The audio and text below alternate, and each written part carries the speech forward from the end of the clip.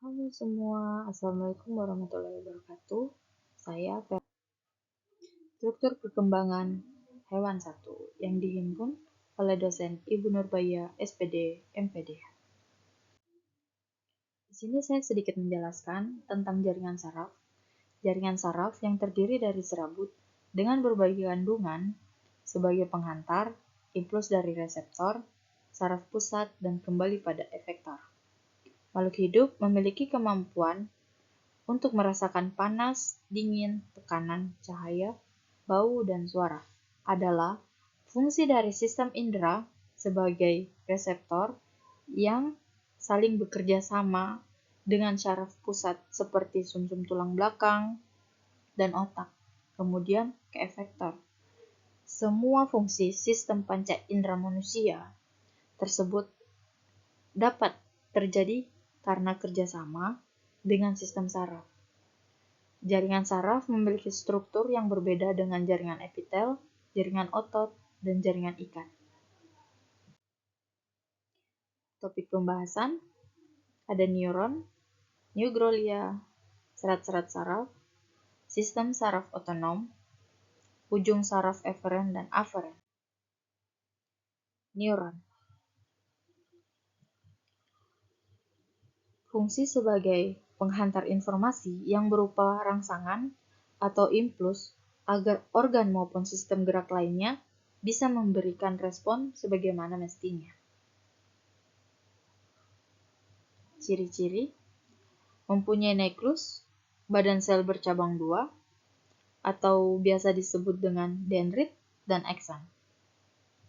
Dan juga badan sel berbentuk lonjong. Seperti yang digambar ini, ada di gambar, bisa dilihat.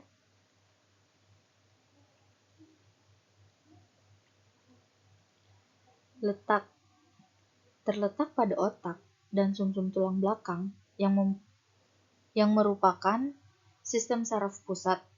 Neuron juga terletak di seluruh tubuh pada sistem saraf tepi. Baik, kita lanjut ke neuglolia. Neuglolia memiliki fungsi memberikan nutrisi kepada neutron serta menjadikan pelindung dan menunjang neutron. Ciri-cirinya, jumlahnya 5-10 kali lebih banyak dibandingkan neutron. Sel utama dalam sistem saraf pusat mampu membela diri. Letaknya terletak pada sistem saraf pusat maupun sistem saraf tepi. Serat-serat saraf.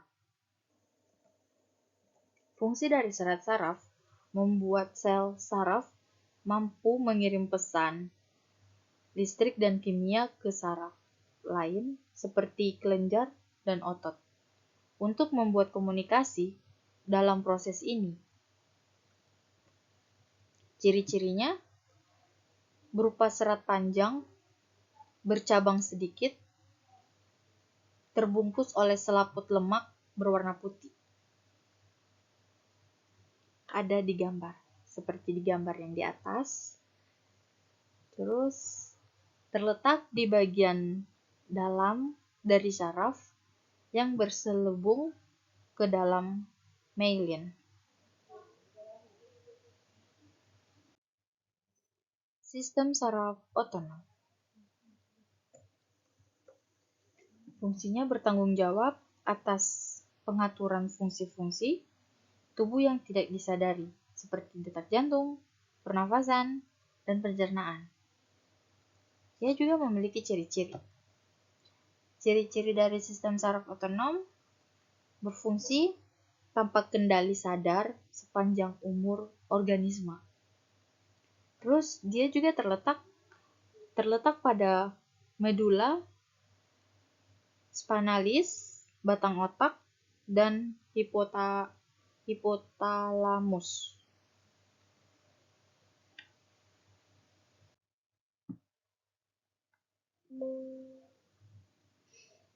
Ujung saraf eferen dan aferen.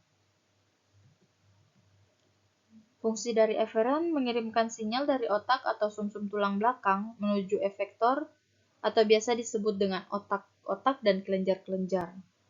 Fungsi dari aferen menyalurkan impuls melalui reseptor yang berasal dari kulit maupun alat indera lainnya ke otak dan sumsum tulang belakang sebagai SSP. Ia juga memiliki ciri-ciri. Ciri-ciri dari eferen secara luas dapat dilihat dari 3 bagian, yaitu sel, akson, dan dendrit. Dan juga ditemukan pada primata, mempresarafi serat otot. Ciri-ciri dari aferen, dendrit berhubungan dengan reseptor, ujung akson berhubungan dengan saraf asosiasi.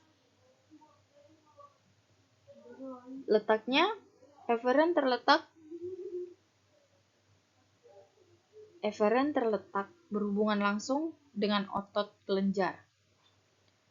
Dan letak aferen, letaknya berhubungan langsung dengan alat indera atau reseptor. Sekian dan terima kasih. Assalamualaikum warahmatullahi wabarakatuh.